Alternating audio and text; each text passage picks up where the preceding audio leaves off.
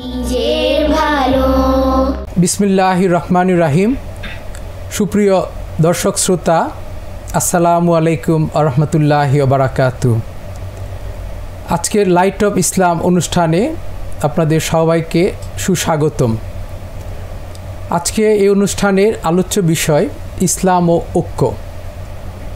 এই অনুষ্ঠানটি produce by Faruk corporation limited, powered by Islami bank Bangladesh PLC, sponsored by global fund management limited. সম্মানিত দর্শক শ্রোতা, আজকে স্টুডিওতে উপস্থিত আছেন সম্মানিত দুইজন অতিথি, জনাব ডক্টর সৈয়দ শাহ নুরি মুক্তাদির। আসসালামু আলাইকুম রহমতুল্লাহি ওয়া বারাকাতুহু। স্টুডিওতে উপস্থিত আছেন ডক্টর আব্দুল মোমেন। আসসালামু আলাইকুম রহমতুল্লাহি ওয়া বারাকাতুহু। ওয়ালাইকুম আসসালাম ও রহমতুল্লাহি ওয়া বারাকাতুহু। সম্মানিত দর্শক শ্রোতা, আজকে ইসলাম এবং ইসলামের মাধ্যমে যে ঐক্য, এই বিষয়টি খুবই গুরুত্বপূর্ণ। আমাদের পরিবার, আমাদের রাষ্ট্র এবং জাতীয়তাবাদ অথবা সারা বিশ্বের পরিমণ্ডলে এই ইসলামের ঐক্যের যে বিধান এবং তার প্রয়োজনীয়তা, এই বিষয়ে এখন কিছু বলবেন ডক্টর সৈয়দ শাহ নুরি মুক্তাদির। ইসলামে ঐক্যের শুরুর প্রথমটাই হচ্ছে তাওহীদ, এককতা, যেটা আমরা বলি লা ইলাহা ইল্লাল্লাহ, যা মানব জাতিকে একত্রিত করার অন্যতম লক্ষ্য। কেননা কালেমার মাধ্যমে প্রত্যেক মানব জাতি, প্রত্যেক সম্প্রদায়ে যে শান্তি অনুভূত হয়, যে শান্তি প্রতিষ্ঠা লাভ করে, সেই শান্তি বিশ্বকে রক্ষার ক্ষেত্রে, একটি সুষ্ঠু রাষ্ট্র পরিচালনার ক্ষেত্রে, একটি সুষ্ঠু সুন্দর সমাজ ব্যবস্থার অন্যতম মূল। যার কারণটি হচ্ছে সর্বপ্রথম লা ইলাহা ইল্লাল্লাহ, এবং এটার দ্বারাই কিন্তু ইসলামের সুশীতল ছায়ার তলে ঐক্যের মাধ্যমে সর্বপ্রথম আমাদের প্রিয় নবী হুজুর নূর হযরত আহমদ মুস্তাফা মোহাম্মদ মুস্তাফা সাল্লাল্লাহু আলাইহি সাল্লাম, তিনি 40 বছর পূর্বেই হিলফুল ফুজল শান্তি সংগ্রহ সকলকে নিয়ে গড়েছিলেন, যাতে সমাজে ঐক্য প্রতিষ্ঠার মাধ্যমে একটি সুন্দর এবং শান্তির সমাজ গঠন করা যায়। পরবর্তীতে তিনি যখন মদিনায় হিজরত করেন, তিনি মদিনায় সনদ প্রতিষ্ঠা করেছিলেন মানব জীবন উন্নয়নের জন্য, যেটা ঐক্যের মূল প্রতীক ছিল। এবং হজ পূর্ববর্তী তিনি হুদায়বিয়া সন্ধি করেন বিধর্মীদের সাথে, শুধুমাত্র যাযাবর আরব জাতিদেরকে একত্রিত করার লক্ষ্যে, যেন তারা একত্রিত করে উন্নত মানব সভ্যতায় পৌঁছাতে পারে, ইসলামের সুশীতল ছায়াতলে আসতে পারে। তার পরবর্তী মক্কা বিজয় করে ইসলামের সুশীতল ছায়া পুরো বিশ্বে ছড়িয়ে দেওয়ার জন্য তিনি যে জিনিস আমাদের সামনে রেখে গেছেন তার কোনো তুলনা নেই, যেটা ঐক্যের মূল। তো ঐক্য ব্যতীত, একতা ব্যতীত কোনো কিছুই কখনো সম্ভব না। তাই বাংলা একটি প্রবাদ আছে, 10 মিলে করি কাজ, হারি জিতি নাহিলাজ। তবে এখানে বিষয়টা হচ্ছে মূল শান্তির পথে অগ্রসমান হওয়ার জন্য আমাদেরকে ইসলামের ছায়াতলে, ইসলাম তথা ইসলামের কালেমার দ্বারা, ইসলামের পতাকা, সেই কালেমার পতাকার নিচে অগ্রসর হতে হবে এবং আমাদেরকে একত্রিত হতে হবে সুষ্ঠু এবং সুন্দর জীবন ব্যবস্থার জন্য। সমাজ ব্যবস্থায় ঐক্যর কী ভূমিকা, এই বিষয়ে কিছু বলার জন্যে ডক্টর আব্দুল মোমেনকে আহ্বান জানাচ্ছি। ধন্যবাদ উপস্থাপক ডক্টর আবদুল্লাহ ফারুক ভাই। ঐক্য বা ইউনিটি সব সফলতার মূল। ইসলামী ঐক্যের গুরুত্ব যেটা ভাই বললেন, যে শুরুই তো হয়েছে একাত্মবাদ দিয়ে, তাওহীদ দিয়ে। পবিত্র কোরআনের সূরা ইমরান আয়াত 103 আল্লাহ রাব্বুল আলামিন বলেছেন, তোমরা আমার রজ্জুকে মজবুত করে ধরো, পরস্পর বিচ্ছিন্ন হয়েও না। ঐক্যের কথা, সুতরাং কোরআনের ডাইরেক্ট অর্ডার। এটা মুসলমানদের ঐক্যের দিক চিন্তাও করতে হবে, মানতে হবে, এটা কোরআনই বলে দিয়েছেন। পাশাপাশি আমরা যদি দেখি, নবী করিম সাল্লাল্লাহু আলাইহি ওয়াসাল্লামের অনেক হাদিস রয়েছেন, এর মধ্যে বুখারী মুসলিম শরীফের হাদিস, যে বিশ্বাসীগণ তাদের সম্প্রীতি, দয়া এবং করুণায়, অনুগ্রহে তারা একটা বডি বা দেহ, একটা দেহের এক প্রান্তে ব্যথা অনুভব করলে বা আঘাত পেলে যেমন সারা শরীরে ব্যথা অনুভূত হয়, ঠিক এক মুসলিম কোথাও আক্রান্ত হলে বা সে এফেক্টেড হলে আপনার আমার মধ্যে ব্যথা পেতে হবে। ঐক্যের বিশাল এক মজবুত বার্তা, থাকতে হবে। হ্যাঁ, ইয়েস। সুতরাং ঐক্য কোরআন হাদিস দ্বারা মানে নির্দেশিত, আমাদের ঐক্য করতেই হবে, চিন্তা করতেই হবে। এখন আমরা ঐক্য কিভাবে করব? সমাজ বিনির্মাণের জন্য ঐক্যের বিকল্প নেই। আমরা যদি দেখি সোশ্যাল ইন্টিগ্রিটি বা সোশ্যাল কনসলিডেশনের জন্য ঐক্য অত্যন্ত জরুরি। আমরা ব্রিটিশ শাসন যদি দেখি, ব্রিটিশদের শাসনের অন্যতম একটা টুল ছিল ডিভাইড অ্যান্ড রুল পলিসি, মানে ঐক্যকে বিনষ্ট করো, মুসলিম টু মুসলিম ডিভাইড সৃষ্টি করো, ডিভাইড করো, মুসলিম টু মুসলিম, মুসলিম টু হিন্দু ডিভাইড করো, আবার হিন্দু টু হিন্দু ডিভাইড করো। তাহলে ব্রিটিশদের যে মূল এজেন্ডা সেটা বাস্তবায়ন করা সহজ হবে। যেমন আমরা 5 ভাই, 3 ভাইয়ের মধ্যে যদি আমাদের ঐক্য না থাকে, তাই ফোর্থ একজন এসে সে কিন্তু আপনাকেও নসিহাত করতে পারবে, আমাকেও বিভিন্ন বুদ্ধি দেওয়ার সুযোগ পাবে। কিন্তু আমরা যদি ইউনিটি থাকি, তা চতুর্থ একজনের আসার এখানে কোনো স্কোপই নেই।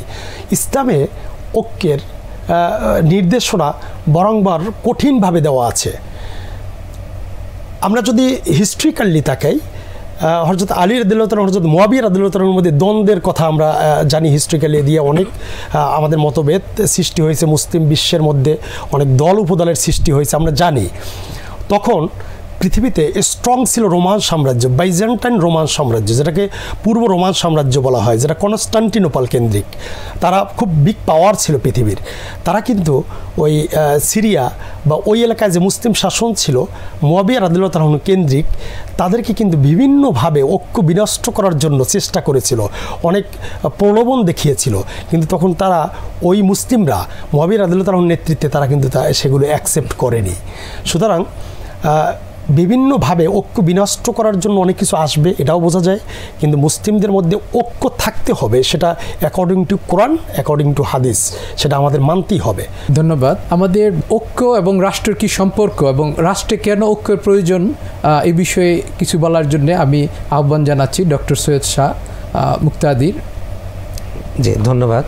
আসলে যখন রাষ্ট্র নিয়ে কথা আসে এবং ঐক্য নিয়ে কথা আসে, তখন প্রথমেই আমাদেরকে একজন দার্শনিকের কথা বলতে হয়। তিনি ছিলেন বিজ্ঞানী অ্যারিস্টটল, যিনি বলেছিলেন যে সমাজে বাস করে না সে হয় পশু না হয় দেবতা। মানে সমাজে বাস করাটা বাধ্যতামূলক, কারণ সমাজ ত্যাগ করা, সমাজ একা একা সমাজ হবে না, একজন মানুষ একটা সমাজ করতে পারবে না। তার মানে পার্ট অ্যান্ড পার্সেল যে জিনিসগুলো, প্রত্যেকটা অপোনেন্ট একত্রিত করে একটা সমাজ ব্যবস্থা। আমি আজকে যেই শিক্ষা ব্যবস্থা গ্রহণ করি না কেন, আমি কার জন্য করব? আমরা যে জীবন ব্যবস্থা গ্রহণ করি না কেন, সেই জীবন ব্যবস্থাকে কীভাবে উন্নয়ন করব, সেটা একে অপরের গিভ অ্যান্ড টেক দ্বারা সৃষ্টি হয়। এই সমাজ ব্যবস্থাকে প্রকৃতভাবে ডেভেলপের জন্য অনেকগুলো সমাজ ব্যবস্থা একত্রিত হয়, শুরু হয় রাষ্ট্র ব্যবস্থার।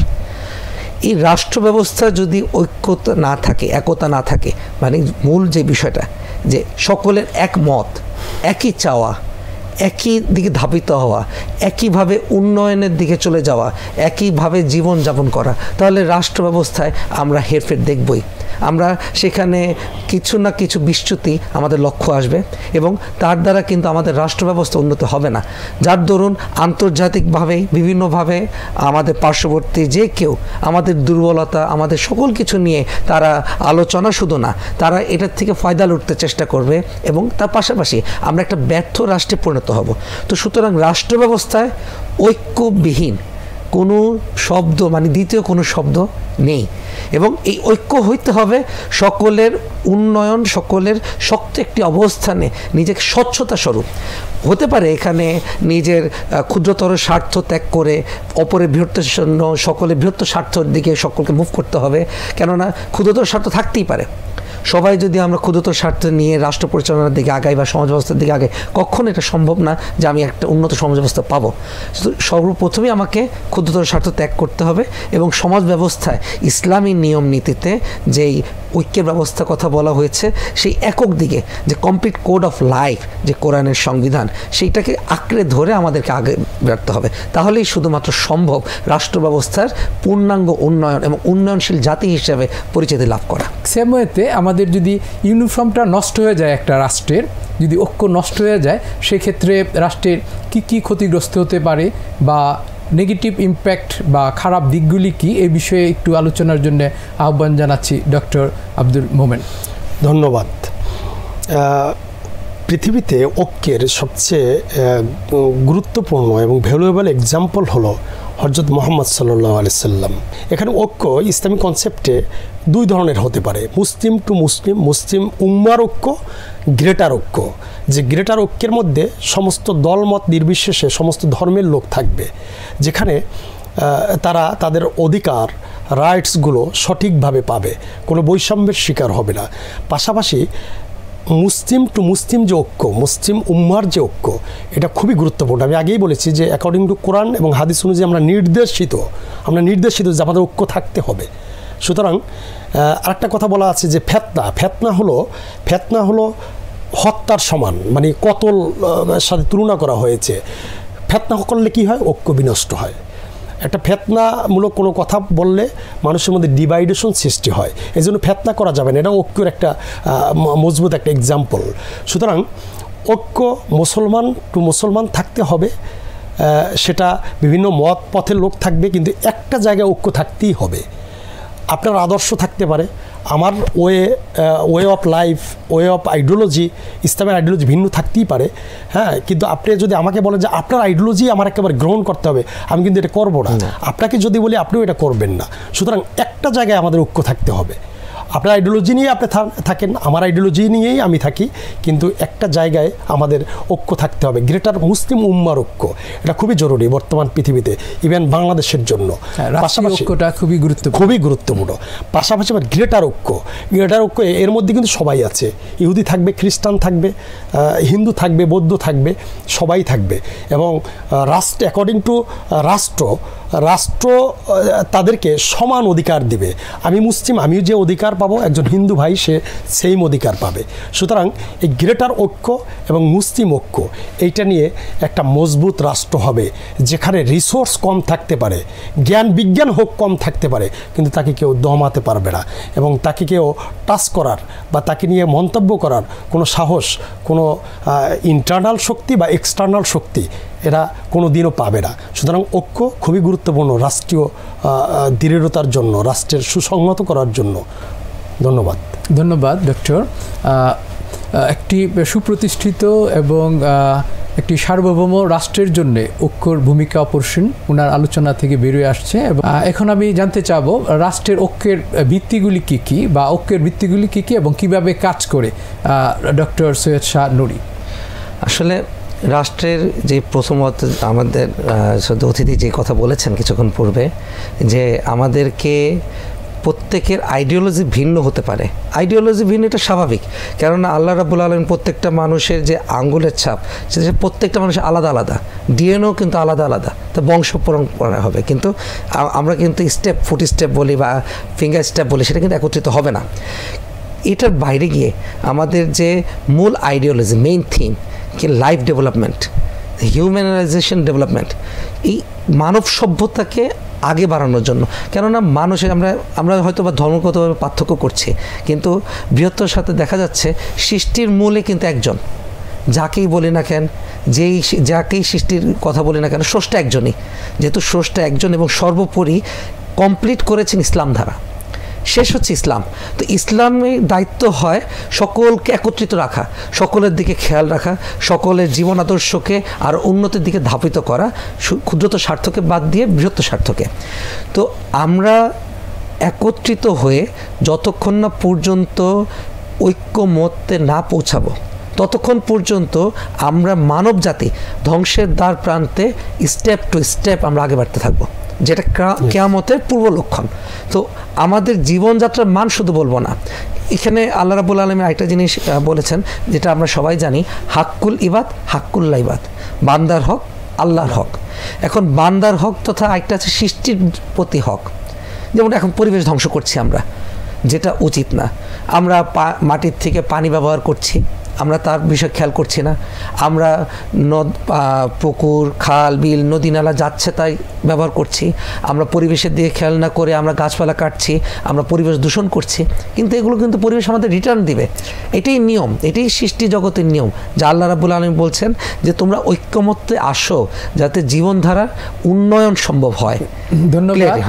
ধন্যবাদ ডক্টর মুক্তাদির। আমাদের এই সুন্দর আলোচনায় দুইজন অতিথিকে আবার ধন্যবাদ। আসলে ঐক্যের বিকল্প নাই, ইউনিটি স্ট্রেংথ, এবং আমরা যদি ঐক্যবদ্ধ থাকি আমরা ইনশাল্লাহ যে কোনো ধরনের বাধা বিপত্তি অতিক্রম করে সুন্দর রাষ্ট্র গঠন, সুন্দর সমাজ ব্যবস্থা এবং নৈতিকত মূল্যবোধকে আমরা জাগৃত করতে পারবো। সম্মানিত দর্শক শ্রোতা, আজকের মতো লাইট অফ ইসলাম অনুষ্ঠান এখানে শেষ করছি। পরবর্তী অনুষ্ঠান দেখার জন্য রইল আমন্ত্রণ। আসসালামু আলাইকুম রহমতুল্লাহি ওয়া বারাকাতুহু।